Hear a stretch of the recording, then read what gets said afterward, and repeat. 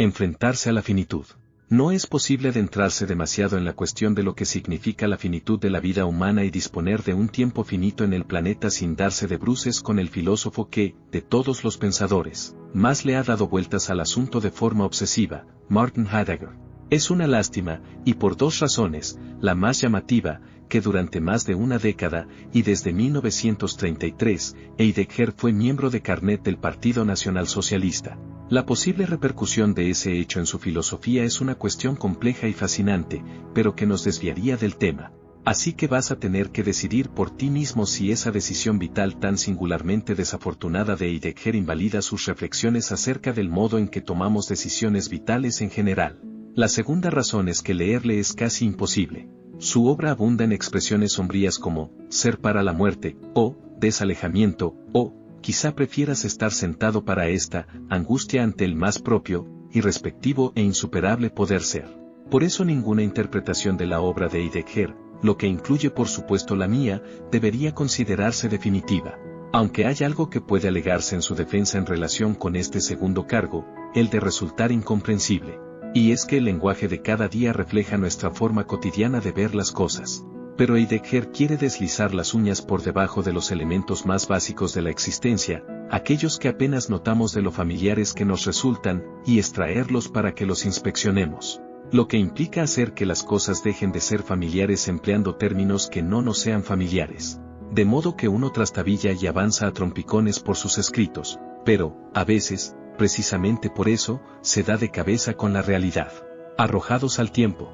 Hay algo que no somos capaces de apreciar del mundo, lo más primordial, sostiene Heidegger en su obra magna Ser y Tiempo, y es, de hecho, hasta qué punto es desconcertante y extraordinario que exista, que haya algo en lugar de no haber nada.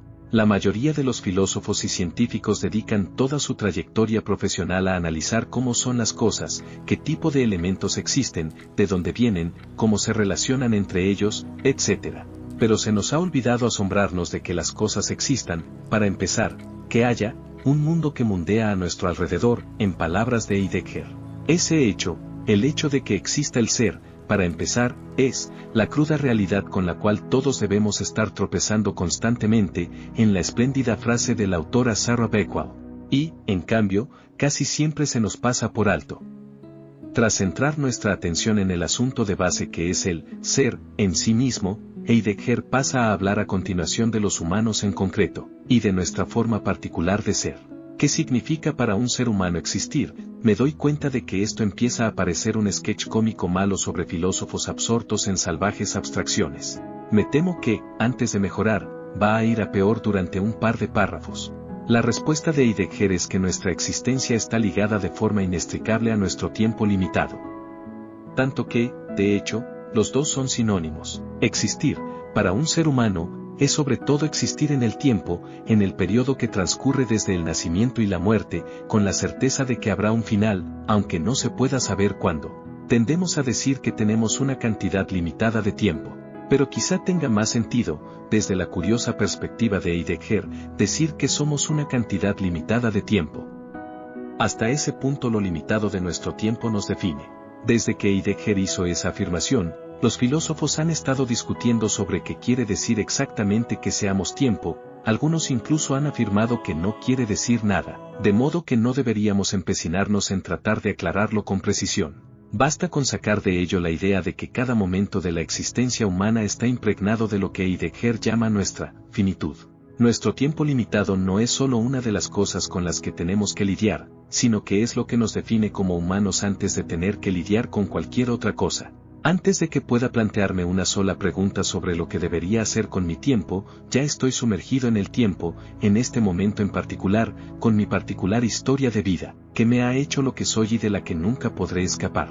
Si miro hacia el futuro, estoy igualmente limitado por mi finitud, me arrastra el río del tiempo, y de ninguna manera puedo huir de la corriente, que me lleva hacia adelante, hacia mi inevitable muerte, la cual, como si la situación no fuera ya delicada, podría llegar en cualquier momento.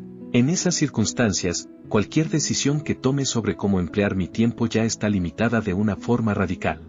Por un lado, está limitada en un sentido retrospectivo, porque soy quien soy y estoy en el lugar en el que estoy, lo que determina las posibilidades que se abren ante mí. pero también está limitada en un sentido prospectivo, en gran parte porque la decisión de hacer algo en concreto supone, de forma automática, sacrificar infinitas potenciales alternativas. A medida que tomo pequeñas decisiones durante el día, me construyo una vida, pero, al mismo tiempo, descarto la posibilidad de muchas otras para siempre.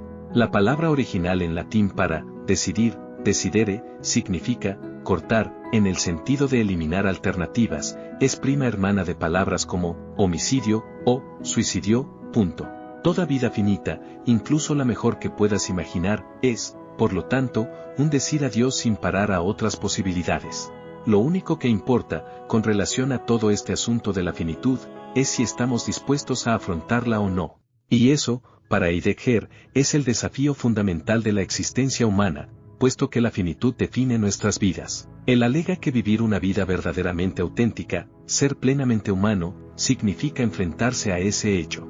Debemos vivir nuestras vidas, en la medida que podamos, reconociendo de forma lúcida nuestras limitaciones, en el modo de existencia desengañada que Heidegger llama ser para la muerte, conscientes de que esto es todo, de que la vida no es un ensayo general, de que cada decisión exige toda una serie de sacrificios y de que el tiempo se nos está acabando a todas horas, que, de hecho, podría acabarse hoy, mañana o el mes que viene.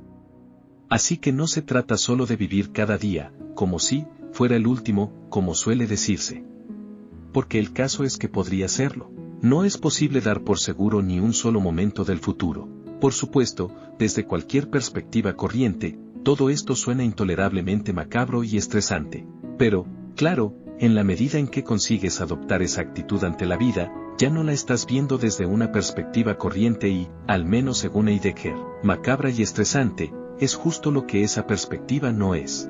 Al contrario, es la única manera de que un ser humano, que dispone de un tiempo limitado, viva su vida de forma plena, se relacione con otros siendo una persona en todo el sentido de la palabra y experimente el mundo tal y como es. Lo que es macabro de verdad, desde esa perspectiva, es lo que hacemos la mayoría de nosotros la mayor parte del tiempo, que es entregarnos a la evitación o a la negación, lo que Heidegger llama caída, en lugar de enfrentarnos a nuestra finitud. Lejos de hacernos cargo de nuestras vidas, salimos a la búsqueda de distracciones o nos abstraemos en el trajín y la rutina diarias, como intentando olvidar la situación en la que nos encontramos.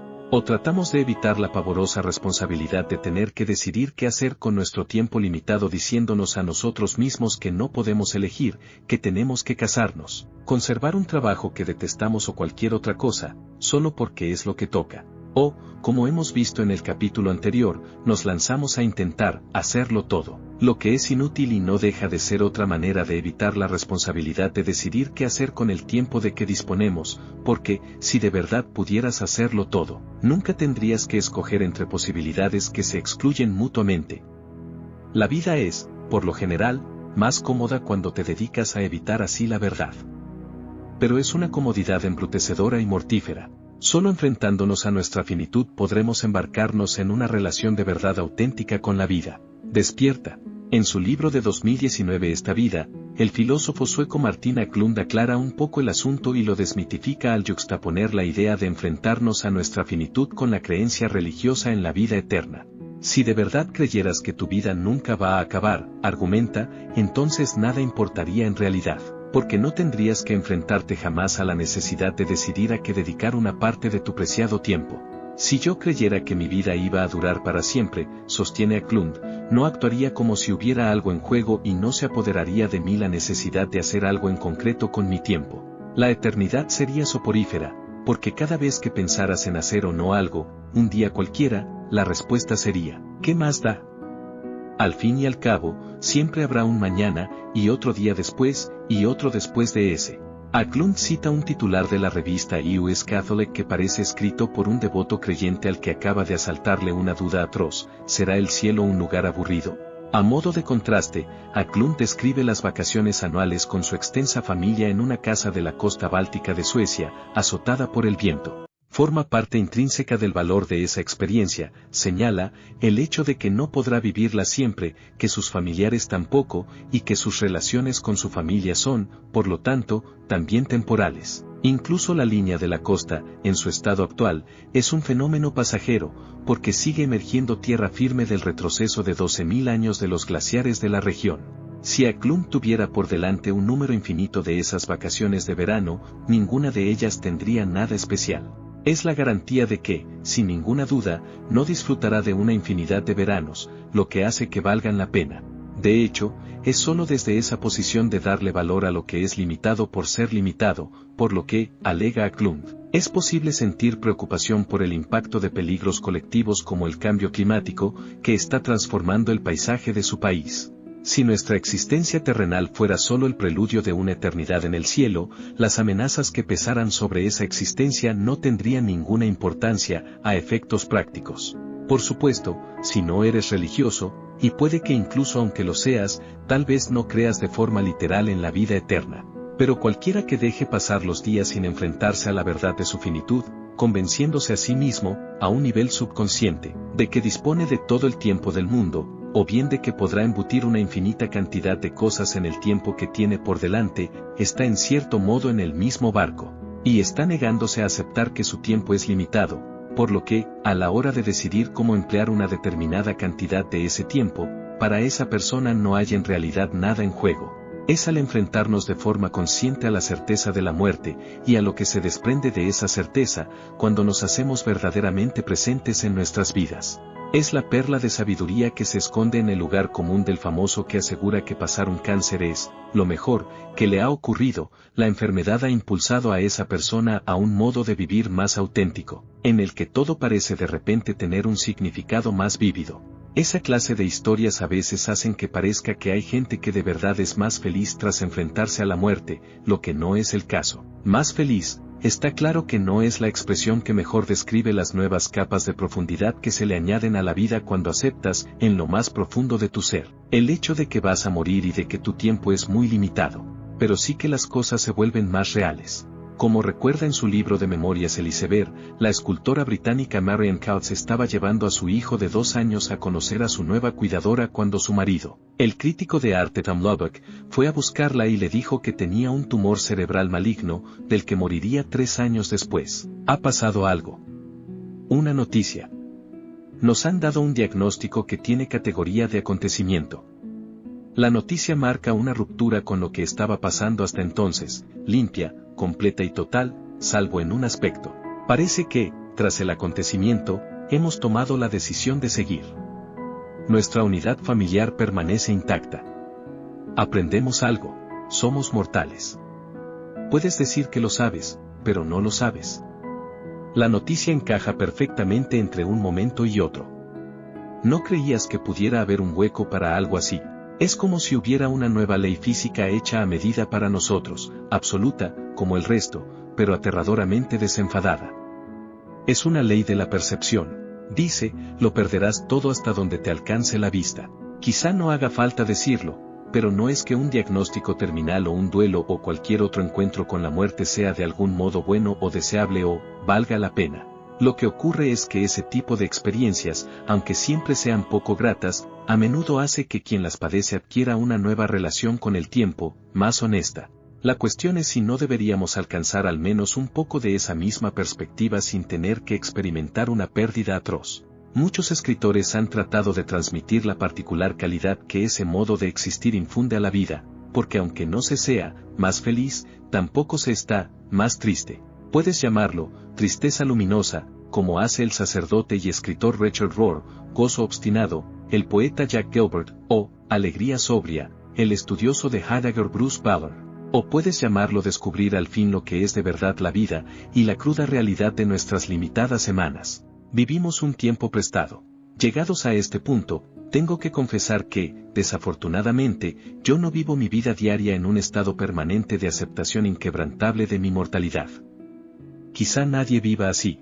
De lo que puedo dar fe, sin embargo, es de que si adoptas el enfoque que hemos estado explorando, aunque sea un poco, si eres capaz de fijar tu atención, aunque solo sea de vez en cuando y durante unos instantes, en lo extraordinario que es existir, y en el poco tiempo que tienes para hacerlo, quizá experimentes un cambio palpable en tu forma de estar aquí, ahora, con vida en el fluir del tiempo, o siendo el fluir del tiempo, que diría un seguidor de Heidegger.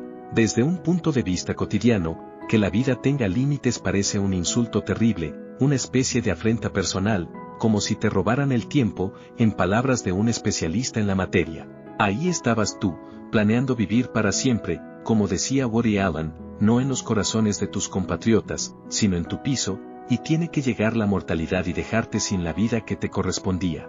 Aunque, pensándolo bien, hay algo de arrogancia en esa actitud. ¿Por qué damos por sentado que una cantidad infinita de tiempo es la norma, y la mortalidad un atropello intolerable? O, por decirlo de otra manera, ¿por qué nos comportamos como si esas 4000 semanas fueran muy pocas, solo porque es un número muy bajo comparado con el infinito, en lugar de tratarlas como una cantidad enorme, puesto que son muchas más semanas de las que tendrías si no hubieras nacido? Está claro que solo alguien que no se ha percatado, en primer lugar, de lo extraordinario que es que algo exista daría su propia existencia por descontada, como si fuera algo a lo que tuviera derecho y que nadie pudiera quitarle. Así que quizá no es que te hayan dejado sin una cantidad ilimitada de tiempo, quizá es que es milagroso hasta extremos inconcebibles que se te haya concedido alguna cantidad de tiempo para empezar. El escritor canadiense David Ken se vio sacudido por esa realidad en el verano de 2018, cuando asistía a un evento en el distrito de Greytown, en Toronto.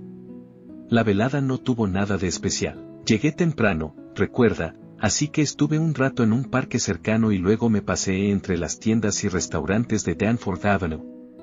Me paré delante de una iglesia para atarme el cordón del zapato. Recuerdo que estaba nervioso ante la perspectiva de conocer a un montón de gente nueva. 2 semanas después, en el mismo trozo de calle, un perturbado disparó contra 14 personas, de las que 2 murieron, y luego se suicidó. Desde un punto de vista racional, Caín reconoce que no es que escapara de la muerte por los pelos. Miles de personas pasan por Danforth Avenue cada día, y los disparos no se produjeron precisamente pocos minutos después de que él pasara por allí. Aún así, el impacto que le supuso saber que podría haber quedado atrapado en ese tiroteo bastó para centrar su atención en lo que significaba haberlo evitado. Ver las declaraciones de las personas que lo presenciaron todo, entre ellas algunas que estaban delante de la iglesia donde me até los zapatos y en la esquina por la que estuve paseando nervioso, afirmó un tiempo después, me dio cierta perspectiva vital. Sigo estando vivo, y no hay ninguna ley cósmica que me dé derecho a ese estatus. Estar vivo es solo un accidente, y nadie te garantiza que vayas a estarlo ni un solo día más. Ese cambio de perspectiva tiene un efecto especialmente llamativo, según he descubierto, en la forma en que vivo las incomodidades propias del día a día, en mi reacción hacia los atascos de tráfico y las colas de los controles de seguridad de los aeropuertos, los bebés que no duermen más allá de las 5 de la mañana y los lavaplatos que, por lo visto, tengo que volver a vaciar esta noche, pese a que, ya lo descubrirás, lo hice ayer también. Me avergüenza admitir hasta qué punto esas pequeñas frustraciones me han hecho ser menos feliz a lo largo de los años. A menudo siguen provocando ese efecto, pero lo llevaba peor en el momento más álgido de mi adicción a la productividad, porque cuando estás intentando controlar tu tiempo, pocas cosas hay más exasperantes que una tarea o un retraso que se te impone en contra de tu voluntad, sin ninguna consideración hacia el horario que habías trazado con tanto esmero en tu carísima libreta. El caso es que cuando, en lugar de eso, centras tu atención en el hecho de que estás, en primer lugar, en posición de vivir una experiencia molesta, las cosas se ven de otro color. De repente puede parecerte asombroso estar allí, sin más, teniendo una experiencia de un modo que es muchísimo más importante que el hecho de que la experiencia en cuestión esté siendo insufrible. Geoff Lee, un asesor de medio ambiente, me dijo una vez que, tras la muerte repentina y prematura de su amigo y compañero David Watson, se vio un día en medio de un atasco, no apretando los puños, como solía pasarle, sino preguntándose, ¿qué no habría dado David para estar atrapado en este atasco? Empezó a pasarle lo mismo con las colas del supermercado y con las líneas de atención telefónica al cliente que lo dejaban en espera durante demasiado rato. Lee había dejado de pensar solo en lo que estaba haciendo en esos momentos o en lo que preferiría estar haciendo en lugar de estar allí. De repente era consciente también de que lo estaba haciendo, y la gratitud que sentía no dejaba de sorprenderle. Piensa ahora en lo que todo esto significa respecto a la cuestión crucial y básica de elegir cómo emplear nuestro limitado tiempo. Como hemos visto, es un hecho de la vida que, como seres humanos a los que les llegará el fin, estamos continuamente tomando decisiones difíciles. De modo que, por ejemplo, que yo dedique esta tarde a algo que es importante para mí. Escribir significa dejar de lado muchas otras cosas que son también importantes, como jugar con mi hijo. Es natural que una situación así nos parezca desafortunada y que ansiemos una versión alternativa de la existencia en la que no tengamos que escoger de esa manera entre varias actividades valiosas. Pero es asombroso que se nos haya concedido, para empezar, la posibilidad de existir. Sí, tu vida entera es un tiempo prestado. Como comprendió Caín al ver las informaciones sobre el tiroteo de Danforth Avenue, no tendría más sentido entonces hablar no de tener que tomar decisiones, sino de la oportunidad de poder tomarlas. Desde ese punto de vista, la situación empieza a parecer mucho menos deplorable. Cada decisión se convierte en una oportunidad para elegir de entre un tentador menú de posibilidades, cuando fácilmente podrías no haber tenido ningún menú, para empezar. Y deja de tener sentido que te compadezcas a ti mismo porque te hayan dejado sin todas las demás opciones. En esa situación, tomar una decisión, escoger una opción del menú, lejos de representar una especie de derrota, se convierte en una afirmación. Te estás comprometiendo, en positivo, a dedicar una parte de tu tiempo a hacer una cosa, en lugar de otra, en realidad, en lugar de una infinita cantidad de otras, porque es lo que has decidido que es más importante en este momento. En otras palabras, es precisamente el hecho de que yo podría haber escogido una forma distinta, y quizá igual de valiosa, de pasar la tarde lo que le confiere sentido a la elección que he hecho. Y lo mismo se aplica, por supuesto, a toda una vida. Por ejemplo, es precisamente el hecho de que casarse acabe con la posibilidad de estar con alguien más, alguien que, quién sabe, podría encajar mejor contigo, lo que le otorga un sentido al matrimonio. Al alborozo que puede sobrevenir en ocasiones al comprender esta verdad sobre la finitud se lo ha llamado el placer de perderse algo, en contraste, deliberado, con el miedo a perderse algo. Es el entusiasmo del que reconoce que ni siquiera querría ser capaz de hacerlo todo, ya que, si no tuviera que decidir qué dejar de lado, sus elecciones no tendrían ningún significado. Desde esa mentalidad, es más fácil aceptar el hecho de que vas a renunciar a ciertos placeres o descuidar ciertas obligaciones, porque lo que has elegido hacer en su lugar, ganar dinero para mantener a tu familia, escribir tu novela, bañar al niño, detenerte a un lado del sendero para contemplar cómo el pálido sol invernal se hunde en el horizonte al anochecer, es el modo en que has escogido pasar ese trozo de tiempo que nunca tuviste ningún derecho a esperar. De esta manera se concluye un capítulo más sobre la información que nos comparte Oliver Buckerman en el contenido de 4000 semanas. Espero sea gran ayuda para comprender y administrar nuestro tiempo. Te invito a que me acompañes al siguiente video en el cual tocaremos otro tema muy interesante. Si este audio fue de tu agrado, te invito a que me regales un me gusta y te suscribas al canal. Si consideras que la información puede ser de utilidad para más personas, ayúdame compartiéndolo con quien consideres les puede ser de gran ayuda todo este contenido creado en el canal. No olvides la gran frase Carpe diem, tempus fugit, es decir, aprovecha el momento, el tiempo vuela.